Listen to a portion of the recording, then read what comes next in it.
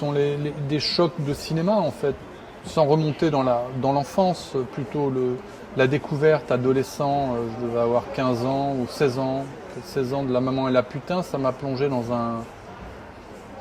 un trouble où j'étais incapable de parler en sortant du cinéma. Je suis resté silencieux, totalement aphone. J'étais avec un ami qui me parlait. J'étais incapable de répondre, de réagir, parce que j'avais été traumatisé par ce que je venais de voir. Chaque matin, chaque jour que nous ne passons pas ensemble est un jour que nous perdons. C'est un massacre, c'est un crime. J'ai envie de rebaiser avec vous. Pourquoi les femmes n'auraient-elles pas le droit de dire qu'elles ont envie de baiser avec un type? Écoutez, mon vieux, je dois vous dire que vos amours commencent à m'emmerder. Je suis affreuse. Mais vous avez une façon d'être affreuse qui vous va très bien. C'était un traumatisme de cinéma, c'est-à-dire que j'avais jamais vu ça de ma vie et j'avais jamais vécu d'émotion de cette façon en fait. Là, ça a provoqué un chaos aussi très stimulant. Mais j'ai eu le même choc avec L'importance est d'aimer de Zulawski, c'est-à-dire où j'étais placé dans une forme d'impossibilité de parler, comme quand vous êtes sonné après un combat que vous avez perdu, parce que le film vous a eu. Non, je suis une comédienne, vous savez, je sais faire des trucs bien. Ça ici, je l'ai fait pour bouffer, c'est tout, alors ne faites pas de photos. C'est celui-là. S'il vous plaît. S'il vous plaît. Quand j'ai découvert L'importance est d'aimer, je me suis intéressé à ce qu'avait fait ce réalisateur. J'ai donc vu tout ce qui était disponible, de La troisième partie de la nuit, Possession, et puis évidemment quand il a réalisé La femme publique, L'amour braque, j'étais évidemment très intéressé. Et puis là je devais avoir 18 ans, il a sorti un roman, 2 nouvelles rassemblées dans un livre, notamment un qui parlait de Gilles de Rais. J'étais assez fasciné par Jeanne d'Arc, Gilles de Rais. J'essayais de travailler un peu sur ces sujets. Et j'ai découvert par hasard qu'il habitait à 50 km de chez moi. Je vivais en banlieue parisienne, à Dame-Marie-Nice. Et donc avec un ami qui venait d'avoir le permis, on a pris la route et on est parti dans ce village où son nom était marqué dans l'annuaire en fait. Et je suis arrivé dans ce village, il y avait une cabine téléphonique.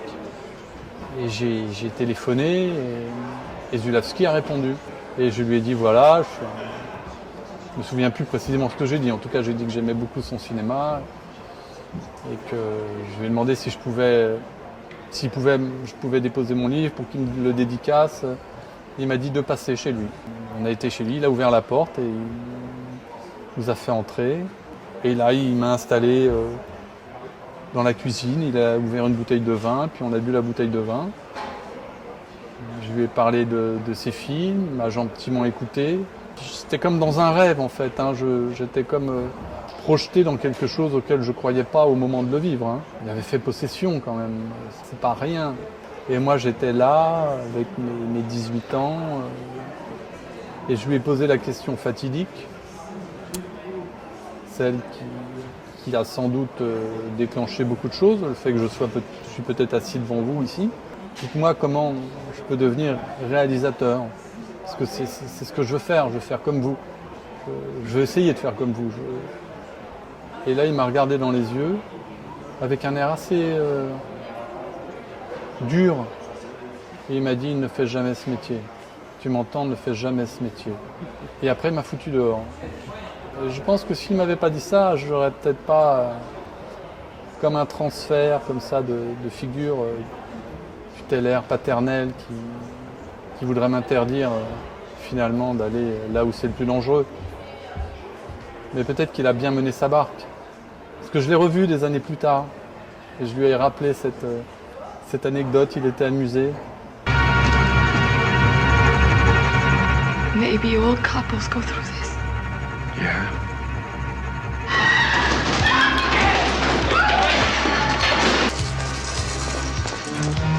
I would like you to follow my wife for a few days.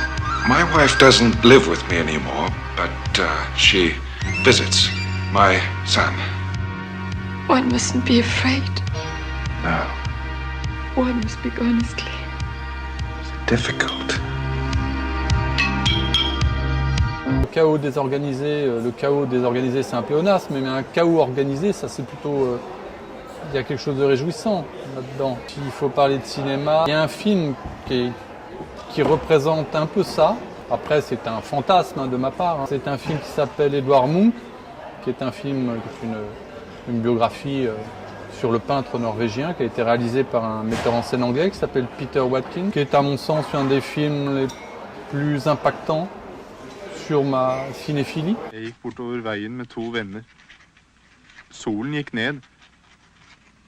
Jeg følte som et pust av vemod. Himmelen ble plutselig blodig rød.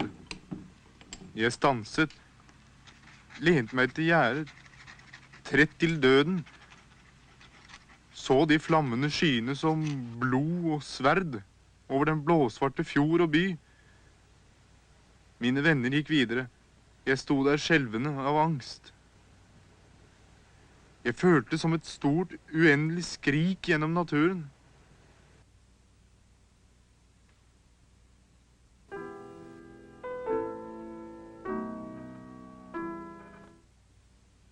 J'ai eu la chance de le découvrir assez tard, après 35 ans. Ce sont toujours des chocs très réjouissants parce que j'ai l'impression que mes plus gros chocs appartiennent à l'adolescence. Donc quand on est submergé et totalement bouleversé au-delà de ces années, c'est une chance. Ça a été un vrai choc. Je dis chaos désorganisé parce que c'est un film qui multiplie toutes les audaces, ce qui fait appel à plusieurs genres de cinéma. Les acteurs non professionnels regardaient très souvent la caméra. Il y a une prise en otage où on mélange le documentaire, la fiction, on ne sait jamais sur où on se trouve, où nous, en tant que spectateurs, nous nous trouvons, si c'est à l'intérieur du film, derrière le film, devant la place du réalisateur qui joue quelque chose de fort à l'intérieur, parce que je pense qu'il y a une mise en abîme le concernant. Donc c'est quelque chose de très chaotique, mais qui, moi, m'a impliqué en tant que spectateur, parce que ça a créé des ponts, en fait, avec ce sur quoi je réfléchissais depuis longtemps, c'est-à-dire la part de réel qu'on peut mettre dans un film et de quelle façon tout documentaire est une fiction et comment jouer avec tous ces codes, comment les pervertir pour fabriquer de la sincérité avec du mensonge. Voilà, c'est comment on parvient à obtenir cette magie-là, qui est à la fois une supercherie, mais une supercherie réjouissante qu'on recherche. C'est ce plaisir masochiste de rester enfermé dans le noir pour vivre des émotions qui ne sont pas les nôtres, que ce soit en allant vers la peur, vers la comédie. Bon là c'est plutôt réjouissant, mais ça m'a toujours intéressé d'être en danger dans une salle de cinéma. Le rire nous amène rarement vers le danger. C'est pas que j'apprécie les comédies, mais je tends plutôt vers un cinéma qui chahute et qui provoque, qui nous met en péril en tant que spectateur. C'est souvent ce qui me stimule. Un chaos esthétique, à l'inverse, il y a une sorte de perfection esthétique qui peut provoquer le chaos, parce qu'il y a trop de quête de perfection. Mais en même temps, quand elle est sublimée, quand on parvient à voir qu'au-delà de cette forme stylistique, le réalisateur nous a placés dans une posture et dans un état qui nous nourrit et qui va au-delà de cette simple facture visuelle qu'il a voulu nous transmettre, ça peut devenir le chaos. C'est-à-dire, là, du coup, c'est plus l'objet qui est le chaos, c'est nous. C'est-à-dire l'objet nous a créé un état proche du chaos. Donc c'est ça aussi qui est le plus intéressant finalement. Parce que si le chaos que vous vivez sous vos yeux ne vous provoque rien, c'est sûr que c'est un peu décevant. Là, en l'occurrence, vous m'avez demandé qu'est-ce qui m'avait provoqué le chaos. Dernièrement, c'est une série que j'ai découverte tardivement, Too Old to Die Young, la série de Nicolas Winding Refn, où cette facture extrêmement précise, maîtrisée, psychorigide, totalement enfermée dans une procédure stylistique assez implacable, m'a mis dans un drôle d'état en fait.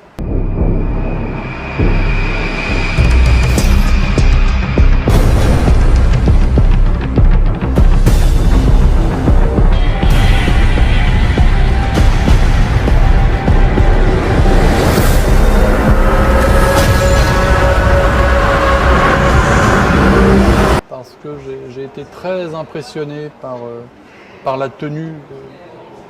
Donc j'ai eu une espèce de bouillonnement intérieur, de sueur, alors que les images sont très posées, les travelling très lents.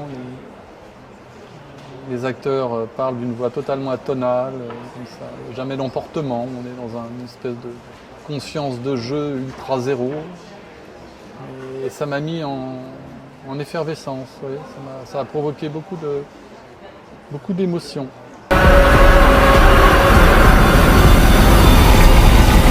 Un mini chaos. Mais chaos. En livre chaos. Ah oui, il y a plusieurs livres qui m'ont mis chaos. Des livres que j'ai jetés contre les murs parce que j'étais horrifié, en colère par l'émotion que je vivais. Oui, ça m'est arrivé. Ouais. Paperboy de Pete Dexter. Mais je crois que tous les livres de Pete Dexter m'ont bouleversé. Il y a des moments comme ça. Cormac McCarthy aussi, sa trilogie des confins. On est comme ça, bercé, endormi, mené dans des situations où d'un seul coup le chaos arrive. Là, il y a quelque chose qui provoque une destruction totale d'une mise en place très réglée, d'un profil psychologique qui suivait une route très précise et d'un seul coup, non, c'est le chaos. Tout s'effondre autour de lui et vous impacte. Et c'est très violent quand ça arrive. C'est violent parce que vous construisez votre monde avec le roman. Vous le subissez au cinéma, alors qu'en littérature, vous le construisez, votre monde. C'est vous qui fabriquez les images. Vous êtes le propre réalisateur de ce que vous vivez. Au cinéma, tout est enfermé dans un cadre, on vous dit, prends-le, crois. Et votre film le plus chaos, alors ça serait lequel? Parmi les miens? Parmi les vôtres, hein. The End.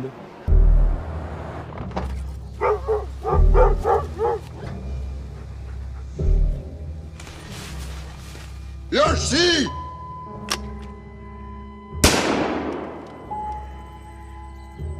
Elle sort d'où cette flotte? Là partout. Ah putain, mais je suis où là? Oh! Je suis perdu! Putain. Y'a quelqu'un qui a pris mon fusil! Tu sais comment sortir, toi, d'ici? Elle est où la sortie? Vous avez un téléphone? Vous pouvez m'aider? On est où là? Je reconnais plus. Je suis perdu depuis ces années. Mon fusil. Ça appelle un commentaire ou pas du tout?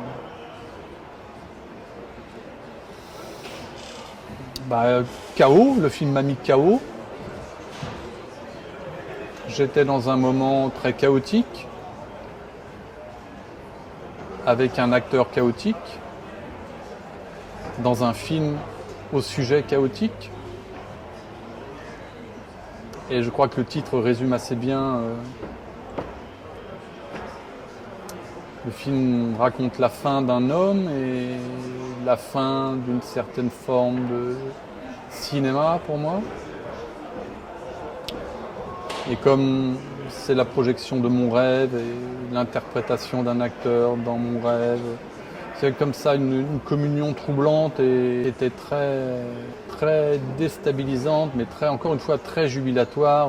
Je prône pas du tout la souffrance et la difficulté au cinéma, mais je crois que ça fait partie intégrante d'un acte de création et que si on s'implique personnellement à l'intérieur et si on crée des ponts et une communion avec ce qu'on vit, ce qu'on ressent et que le cinéma nourrit sans cesse votre vie, vos relations avec les autres, vous créez des porosités multiples et infimes en permanence. Et ce film-là est arrivé à un moment dans ma vie où j'étais dans un état très particulier, psychologique. C'est pour ça sans doute que j'ai eu une affection très particulière pour le film et pour sa radicalité.